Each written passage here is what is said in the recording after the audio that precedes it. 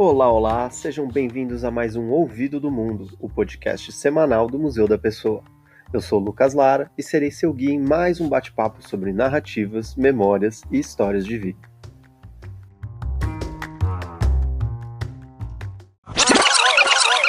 E o episódio de hoje é sobre a história do Museu da Pessoa. Mas como não podia deixar de ser, já que a gente está falando de um podcast feito pelo Museu da Pessoa, a gente também vai conhecer essa história de um jeito bastante particular e, por que não dizer, único. Que o Museu da Pessoa surgiu em 91 como um dos primeiros museus virtuais e colaborativos do mundo, isso muita gente sabe. Ou se não sabe, é fácil da gente encontrar informações buscando na plataforma do museu, www.museudapessoa.org, ou mesmo fazendo uma busca rápida pela internet. Mas o que a gente quer fazer aqui hoje é apresentar essa história a partir das experiências de alguém que viveu esse momento. E se tem alguém que viveu isso de uma forma profunda, essa pessoa é a nossa convidada de hoje. Dou aqui as boas-vindas para a convidada desse episódio, a Karen Workman, historiadora e fundadora do Museu da Pessoa. Hoje a Karen é presidente e curadora do museu. Seja bem-vinda, Karen. Oi, Lucas, bom dia. É um grande prazer poder estar aqui conversando com você um pouco sobre as origens e a história do museu. Então, Karen, a ideia hoje é muito partir de uma perspectiva sua, tá? E aí, para começar, eu vou fazer uma pergunta baseada em uma curiosidade totalmente minha, mas que eu acredito que é de muita gente. Como é que se tem a ideia de criar um museu?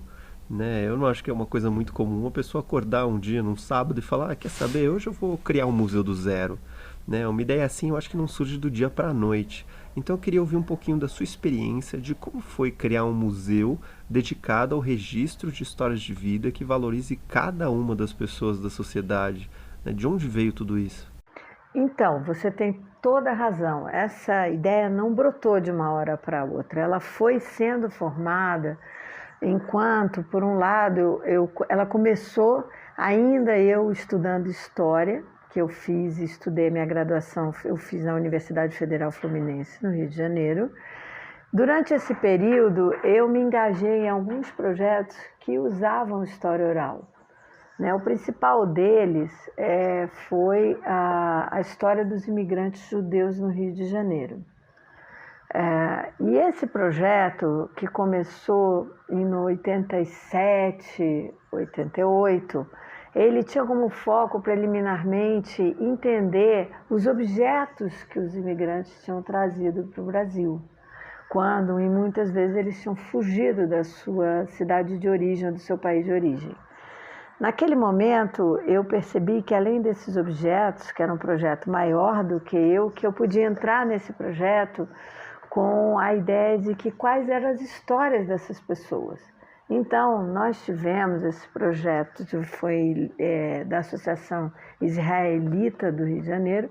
Ele teve um apoio do governo da Alemanha e eu fiquei responsável pela parte da história oral.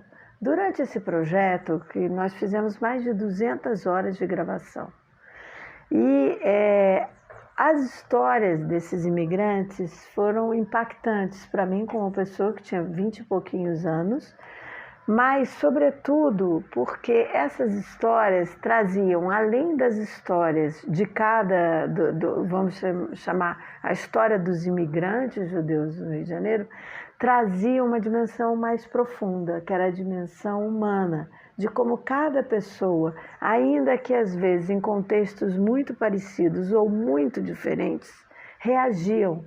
E como essas percepções que cada um tinha da sua própria vida tinham levado essa pessoa a escolhas diferentes.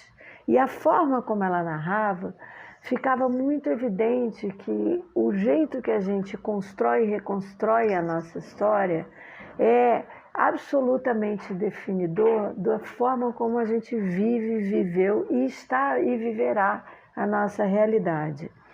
Então eu fui percebendo a riqueza que tem nas histórias de vida, a riqueza que eu mesmo tinha como aprendizagem de cada história que me impactava, mas também como isso, transformado num museu, poderia contribuir com a forma com que a gente podia entender as histórias da nossa sociedade. Eu preciso dizer que também naquela época eu fui pesquisadora de iniciação científica e tive esse trabalho durante 3, 4 anos, e no meu objeto eram os livros didáticos de história publicados no Brasil, eu com uma colega. E o que me chamou a atenção naquele momento, eu tive uma grande orientadora que nos ensinou muito sobre como sistematizar uma pesquisa, e a gente foi percebendo, mais do que a história que era contada nos livros,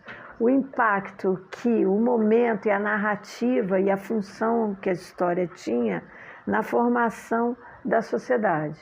Então, dependendo da época, se o livro era publicado em 30, 40, 50, 60, 70 na ditadura militar e 80, a história era contada de uma maneira diferente.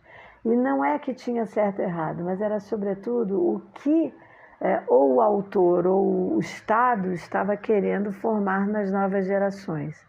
Então, acho que juntar a ideia da função social e política que a história tem para a formação da mentalidade dos valores numa sociedade, e, por outro, a riqueza que as histórias de vida possuem para que a gente transforme esses valores, eu acho que eu fiquei imersa nesse universo durante mais de 5 anos, e dali foi nascendo a ideia do Museu da Pessoa. Por último, as pessoas que a gente entrevistava, os imigrantes judeus, eram por vezes pessoas com muitos traumas, pessoas muito fechadas ou pessoas de muita idade.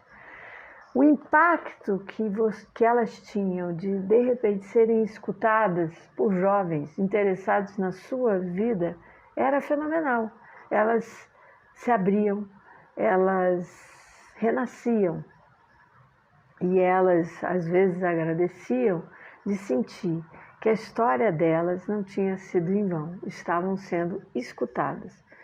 Eu acho que tudo isso junto me fez, durante esse período, pensar, e eu morava no Rio, no alto de uma ladeira, então eu subia e descia aquela ladeira inúmeras vezes por dia, e eu me lembro de um dia eu subindo essa ladeira e pensando, mas se isso é tão rico e tão potente, devia haver um museu aberto a toda e qualquer pessoa que quisesse deixar a sua própria história eternizada, que sentisse que a sua história é um legado para a humanidade.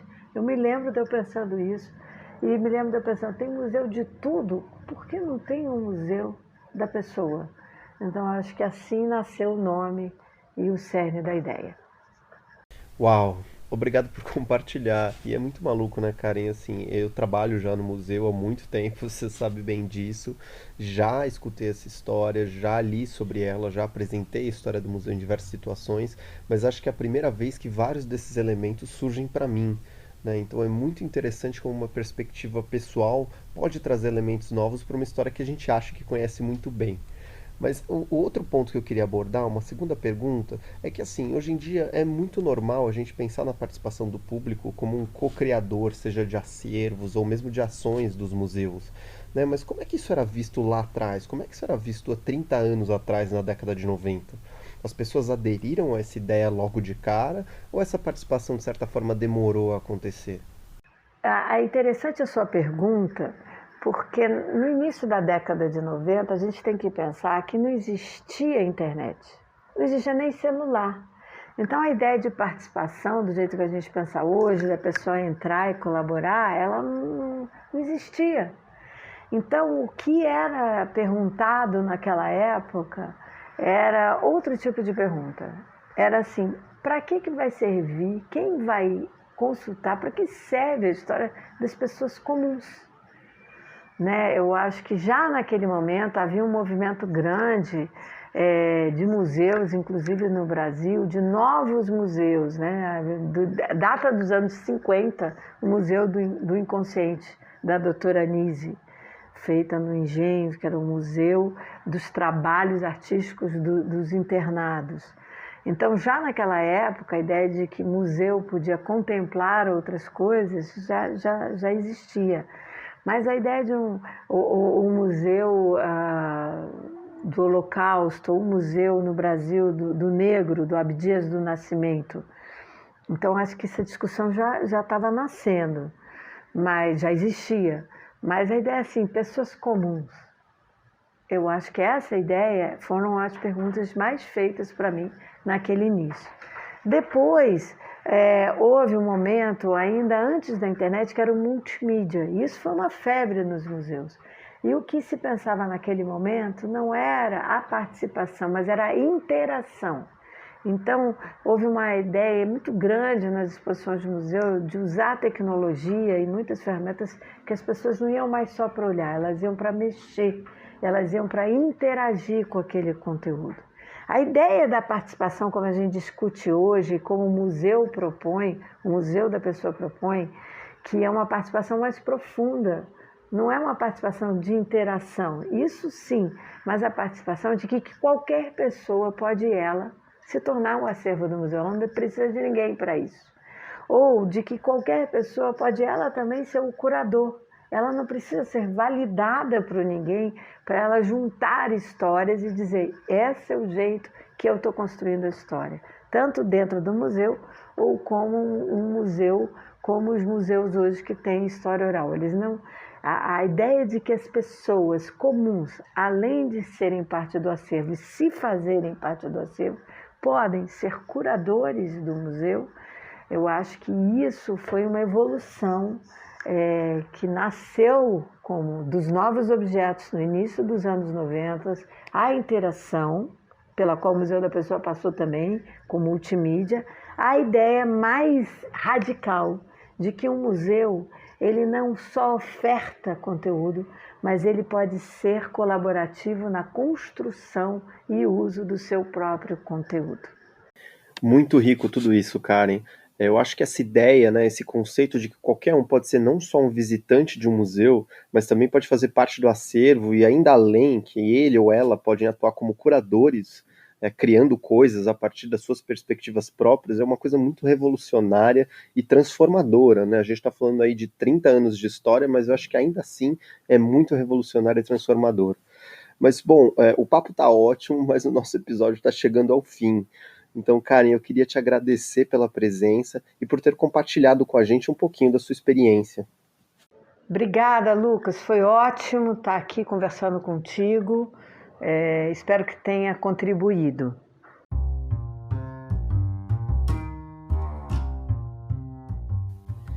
Contribuiu e contribuiu muito. Eu gostaria de agradecer, espero que todo mundo que tenha escutado esse episódio tenha curtido, e vale lembrar que, como tudo que o Museu da Pessoa faz, esse podcast é também colaborativo. Então mande suas impressões, diga se você gostou, se você não gostou, diga temas que você gostaria que a gente abordasse em próximos episódios, e a gente se vê semana que vem em mais um Ouvido do Mundo. Até lá!